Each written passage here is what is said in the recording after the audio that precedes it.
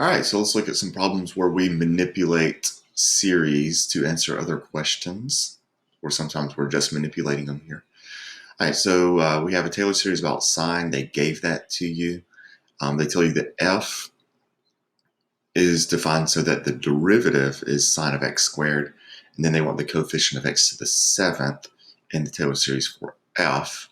And so first thing I'm going to do is find the Taylor series for f prime, which being sine of x squared, I'm going to replace each of these x's with an x squared. And so that would be x squared minus x squared cubed over 3 factorial plus x squared to the fifth over 5 factorial plus minus whatever, dot, dot, dot. And then that would simplify to x squared minus x to the 6 over 3 factorial plus x to the 10th over 5 factorial, so on and so forth. Then you have to realize that it's asking for x to the 7th, which you don't see one, but it's x to the 7th for f, not f prime. So I then need to do the antiderivative of that. So therefore, my function f would be represented by the antiderivative of that. So x cubed over 3 minus x to the 7th over 7 times 3 factorial plus x to the 11th over, that's not an x,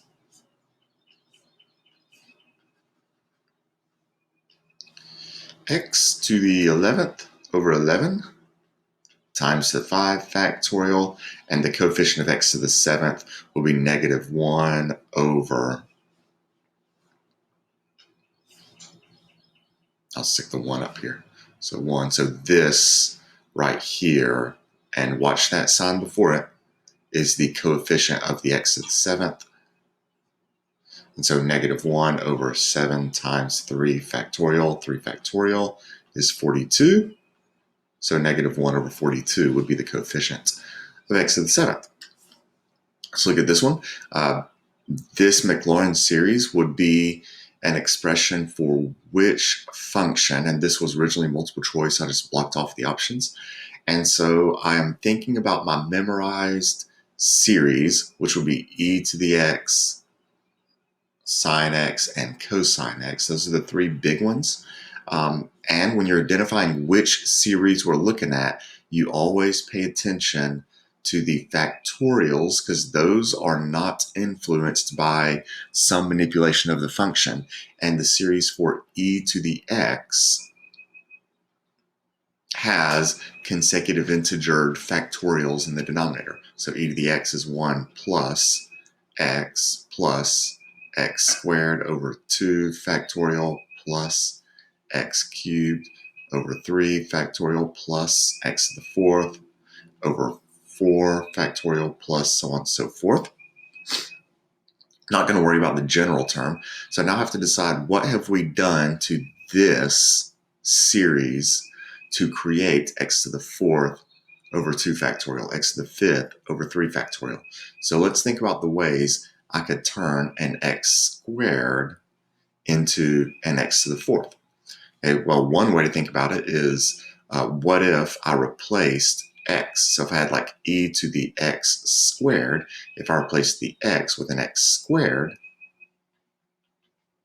well, x squared squared, that would be x to the 4th over 2 factorial, which is what I want. So let's test that with x cubed. If I plug in x squared for the x cubed, I would have x to the 6 over 3 factorial, and that's not what I needed. I needed an x to the 5th. So that approach was not correct.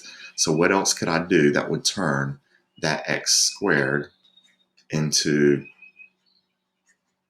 an x to the 4th?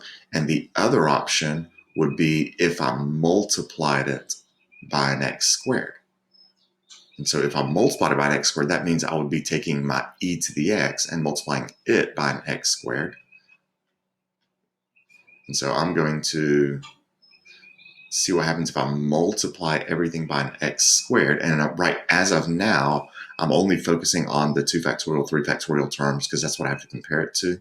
So x squared e to the x would be, see, x squared times x squared is x to the 4th over 2 factorial, x cubed times x squared, x to the 5th over 3 factorial, x to the 4th times x squared is x to the 6th over 4 factorial, and that is exactly what I was trying to create.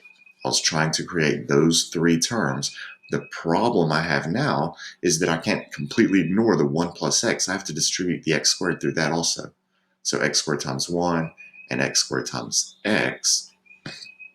And so that is x squared e to the x, and we are trying to create only these 3. So I want to isolate these 3 terms.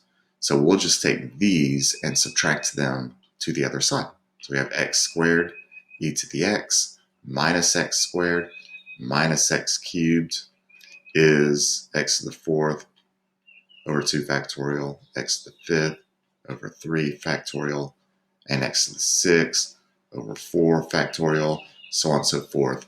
So this is the function that is being represented by the given Maclaurin series.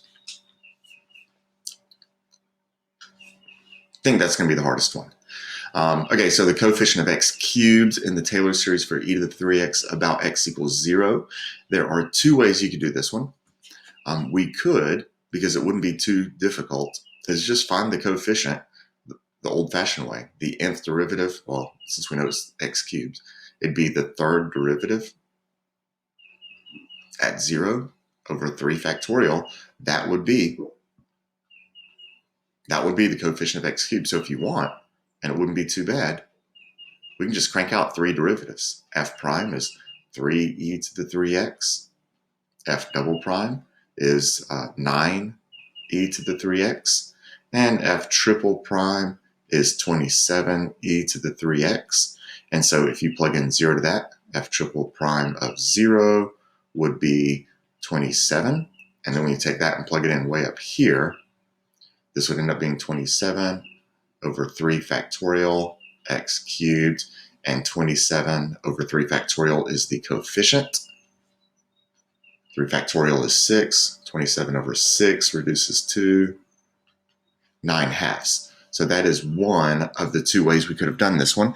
And that wasn't too bad because it was only a 3rd derivative. But sometimes, and I mentioned this the other day, they will ask for much higher order derivatives.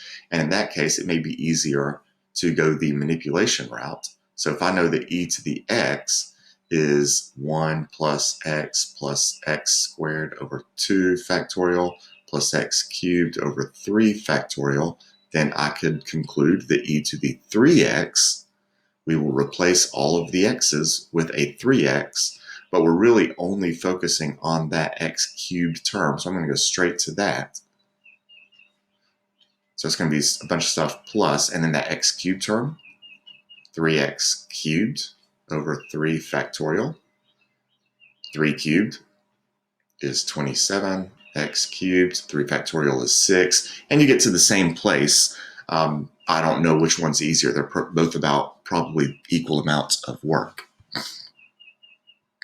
All right, a series expansion for sine t over t, starting with what we know for the series of sine, which will be t minus t cubed over 3 factorial plus t to the 5th over 5 factorial minus t to the 7th over 7 factorial plus plus negative 1 to the n, t to the 2n plus 1 over 2n plus 1 factorial. And if you want sine t divided by t, we will simply divide everything by t.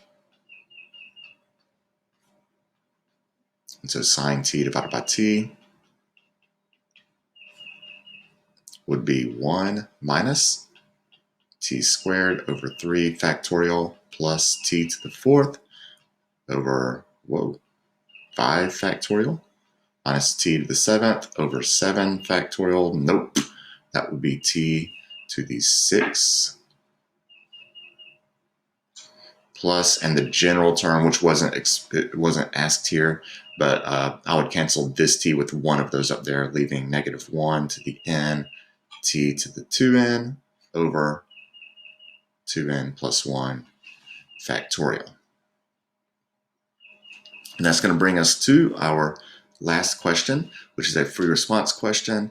And I only assigned you part D. However, to finish part D, the value of h of 1/2, you will need the answer to part B.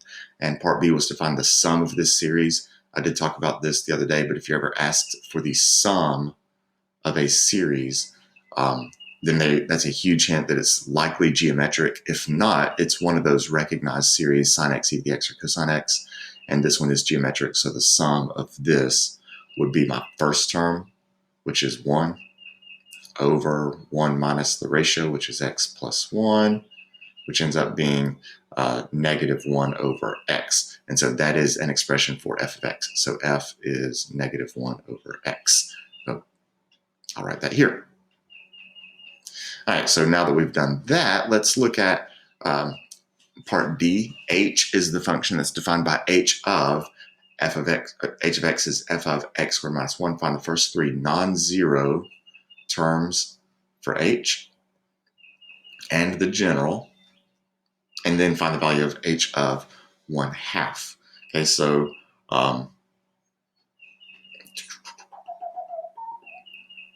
Okay, so the first three, I'm sorry, no, it's early, I can't think. Okay, so I'm going to, in my f function, replace all of the x's with the x squared minus 1. So h of x is f of x squared minus 1, which means h of x would be 1 plus x squared minus 1 plus 1 would just be x squared plus, and that would be x squared to the 4th. It wants the first three non-zero terms. X squared to the 4th. I jumped ahead of myself. That's x squared squared. And so there are my first three non-zero terms. The general term would just be x squared to the nth. And I'm going to stop there because there's no point in simplifying. Actually, I'll go ahead and clean it up. It's not that hard. X squared, x to the 4th, plus ... x to the 2n. And then it asks you to find the value of h of 1/2. It does not ask for an approximation. It asks for the value. There are two ways you could do this one.